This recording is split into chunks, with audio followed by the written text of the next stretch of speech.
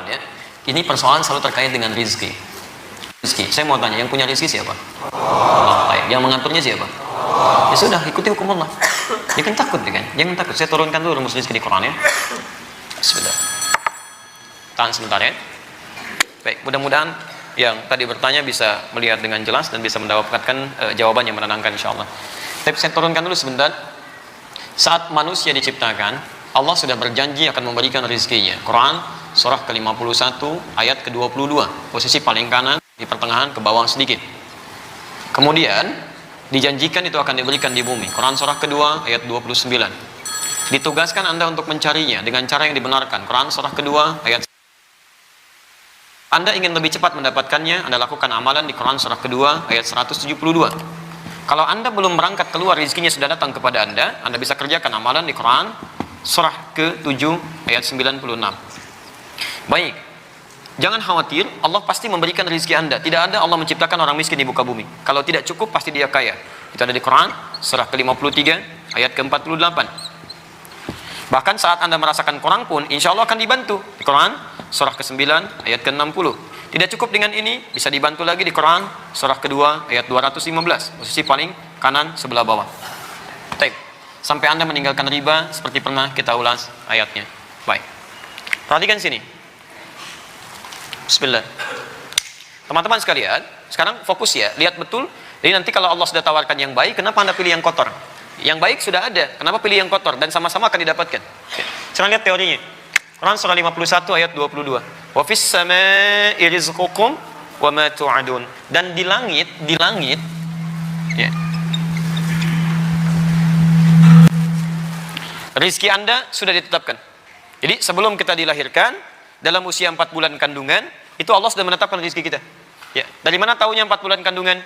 Yang paling mudah, cari hadis Al-Arba'in, nomor hadis yang keempat dari Abdullah bin Mas'ud, posisi paling kiri sebelah atas. Ya, Nabi menyampaikan, inna ahadakum yujma'u fi batni ummihi 40 yawman nutfah. Setiap Anda akan dibentuk di perut ibundanya 40 hari pertama berbentuk nutfah. Pertemuan antara spermatozoa dengan ovum. Thumma yakunu mithla dzalika 'alaqah. 40 hari kedua berbentuk 'alaqah, zigot yang menempel di dinding rahim. Thumma yakunu mithla dzalika mudghah. 40 hari ketiga, usia 4 bulan berbentuk mudghah. Thumma yursalu ilaihil malak, maka diutus malaikat dalam usia 4 bulan ini, fayanfukhu fihi ruh, kemudian diperintahkan untuk menyiapkan ruh, wa yu'maru bikatsbi arba'in, dan diperintahkan untuk menetapkan 4 hal. Pertama, bikatsbi rizqihi, untuk menetapkan rizkinya sampai dia meninggal. Jadi rizkinya dituliskan sebelum Anda lahir tuh, dituliskan. Makanya Allah menyampaikan, dan di langit rizki sudah ditetapkan, wa ma tu'adun, dan dijanjikan oleh Allah akan diberikan.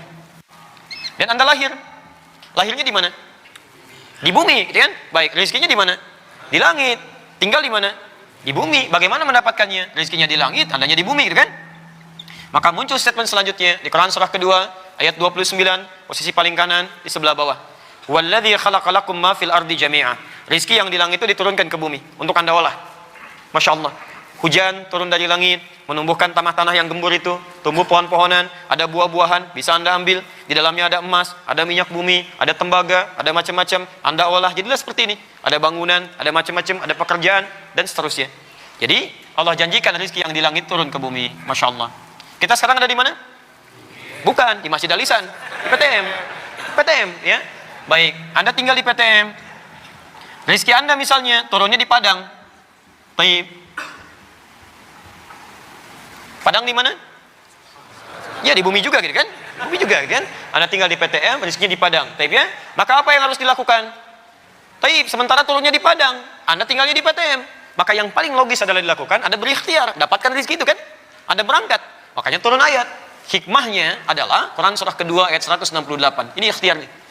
Ya ayyuhan nasu, hei manusia. Jadi hukumnya kalau di Quran disebutkan dengan kata manusia, ini hukumnya berlaku untuk umum semuanya. Baik muslim atau non muslim. Disebutkan 241 kali dalam Al-Quran. Hei manusia, kulu mimma fil ardi. Pakai min dan ma. Lihat kalimatnya. Ya ayuhan nas, hei manusia, kulu. Silahkan Anda cari rizki, bagian yang bisa Anda makan. Ya. Ini sistemnya menggunakan, kalau dalam bahasa Arab disebut dzikrul ba'di yuradu bihil kullu. Disebutkan sebagian, dimaksudkan keseluruhan. Kalau dalam bahasa Indonesia, sinekdok pas prototo. Ya, Pak, mau kemana? Mencari sesuap nasi. Kan bukan sesuap kan? Anda cari yang sebakul, Anda tambah untuk pakaian, untuk makan-makan. Itu sinekdok pas prototo. Makanya kata Quran, silahkan cari untuk makan Anda dan yang lainnya. Bahasanya cari. Jadi kalau Anda nggak mau mencari, nggak mau ikhtiar, nggak mau kerja, susah dapat rezeki. Di pertama nggak ada kaitan dengan keimanan, terkait dengan ikhtiar kita. Anda orang soleh, masya Allah, rajin ke masjid, rajin sholat, tapi nggak pernah mau nyari rezeki, susah datang. Jangan Anda adukan kepada Allah, ya Allah, saya sholat, ya Allah, saya puasa, tapi kenapa dia nggak sholat bisa kaya? Cek, Anda kerja nggak? Pahami itu. Ya. Ini tidak mudah ya. Dulu ada dua anak di Mesir, mahasiswa, ini berdebat masalah ini.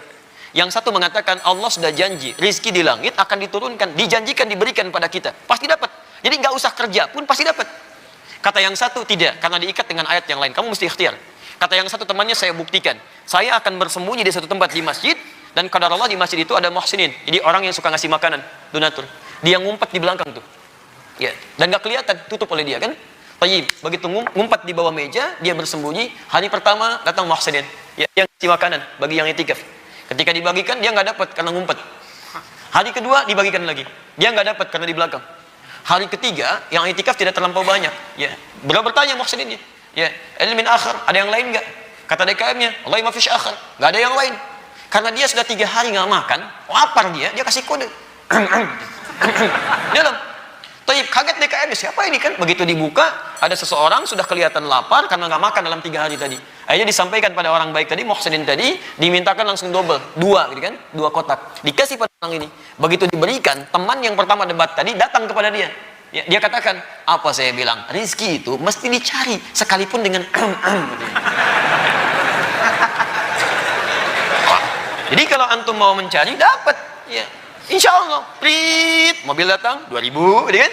Prit, 2000. Tapi kalau Anda nggak mau ikhtiar, nggak bisa. Apa Anda masuk ini, alisan tuh mau bikin sekolah di samping, gitu kan? Apa Anda duga dengan orang ke masjid hanya bermohon, ya Allah, ya Allah, ya Allah, belum ada atapnya, turun dari langit, Allahu Akbar, berang, gitu kan? Nggak bisa. Kalau begitu nanti tukang cornya bangkrut, tukang ininya nggak ada, kan, dan sebagainya. Ini kulu, Anda harus ada usaha. Nah, tapi ingat ya, ketika diminta usaha menggunakan min, kemudian ma, baru fil ardi. Kalimatnya asalnya begini, min dengan ma. Anda baca dengan idgham kan? Idgham bi gunnah. Jadi mimma untuk memudahkan, kemudian disatukan kalimatnya menjadi begini, mimma.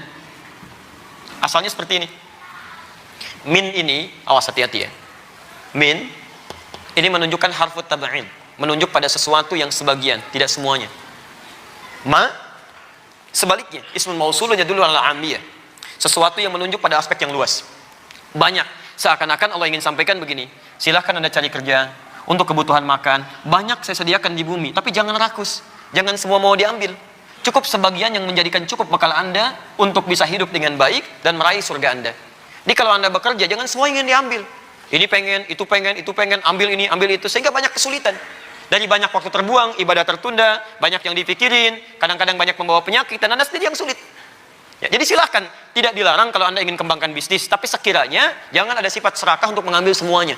Ya, seseorang yang selalu menginginkan semuanya begini, dia tidak akan meraih apapun, nol. Ya, jelas sampai sini? Maulaya salli wa sallim daiman abada ala habibika khairil khalqi kulli. Kita berbakti kepada kedua orang tua yang sudah sepuh dan mulai pikun. Teman-teman sekalian, berbakti itu tidak ada ukuran. Jangan tunggu sepuh Anda baru berbakti. Dari mulai Anda bertahap, kebakti sudah diturunkan. Ya, Quran surah ke-17 ayat 23, posisi paling kiri di pertengahan. Kemudian turunannya usia mulai balik 7 tahun ke atas, ya. Quran surah ke-31 ayat 13 sampai dengan 19. Ya, 13 posisi paling kanan sebelah bawah, 14 sampai 19 posisi paling kiri dari atas sampai bawah. Tadi usia sudah sepuh, Anda 40 tahun, usia orang tuanya masih ada. Quran surah ke-46 Al-Ahqaf ayat ke-15, posisi paling kiri sebelah atas. Taib. Jadi mulai dari mohon maaf, hormati orang tua. Ya, bahkan jangan sampai membentak, jaga kalimat-kalimat. Jangan katakan wala taqul lahum uff, gitu kan? Kemudian selanjutnya sayangi keduanya. Kata Quran, kalau ada yang tidak menyenangkan, bayangkan bagaimana mereka sulitnya merawat. Ibu yang capek mengandung, lelah. Anda dibawa-bawa 9 bulan kemana-mana tuh, nggak pernah ditinggal. Nyuci dibawa, ya, masya Allah, baca Quran dibawa, sholat dibawa, nggak pernah sekali ditinggalkan. Belum pernah saya temukan seorang ibu mengandung, begitu mau nyuci misalnya, mama nyuci dulu ya, kamu nyuci dulu, enggak. Ya, pasti dibawa terus tuh 9 bulan, antum dibawa-bawa. Masa antum nggak bisa bersabar pada orang tua cuma 9 menit? Ya, 9 bulan tuh dibuat lelah, belum saat dilahirkan, berjuang dengan kematian, belum saat 2 tahun, ya kadang-kadang menanggung malu karena ulah kita, gitu kan? Masa cuma dalam 9 menit, 10 menit antum kemudian melakukan tindakan yang tidak diinginkan? Termasuk saat usia 40 tahun. Bagaimana cara berbaktinya? Langsung di Quran surah ke-46 ayat 15. Ini kalau Anda sudah menjelang semakin sepuh, orang tua sudah ada, masih ada dan sepuh juga. Maka tatkala mencapai usia 40 tahun, minimal satu, sering berdoa. Lihat doanya.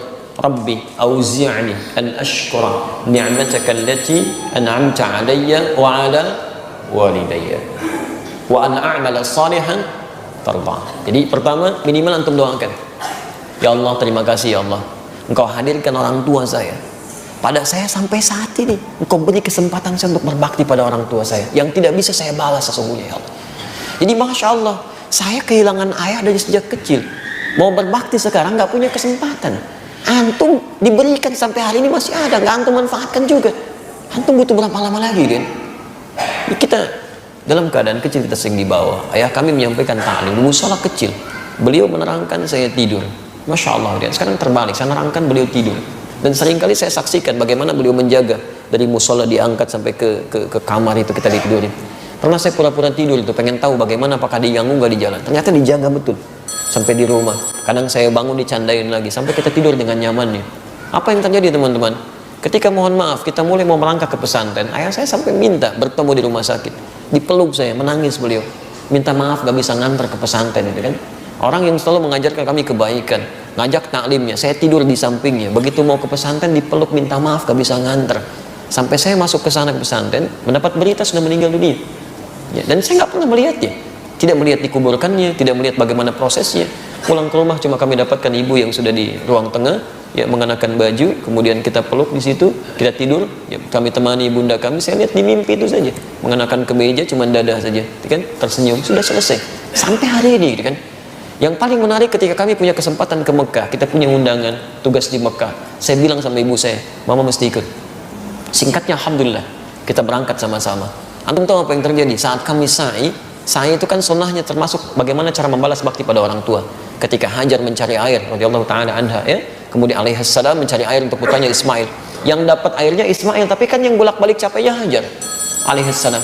Kita gandeng tangan kita, tangan ibunda kita dengan tangan kanan, mohon sama Allah, ya Allah rahmati ibu saya, berikan kebaikan dari perjuangannya, dari segala dan macam-macam. Kita ingat luar biasa kan. Tapi yang kiri ini kosong karena nggak ada yang digandeng, ayah sudah nggak ada gitu kan. Antum sampai hari ini masih diberikan nikmat itu, ayahnya masih ada, kebaikan masih ada. Kalau antum sia-siakan, sulit. Karena kalau sudah nggak ada, sulit lagi untuk bisa memberikan sesuatu yang mungkin itu sudah siapkan. Bertakwalah kepada Allah Subhanahu Wa Taala, masih ada kesempatannya. Ya, minimal doakan. Kedua, kalau ada nikmat bagi. Yang ketiga, tingkatkan amal soleh supaya ada pahala-pahala mengalir untuk kedua orang tua itu. Dan semoga Allah rahmati Anda.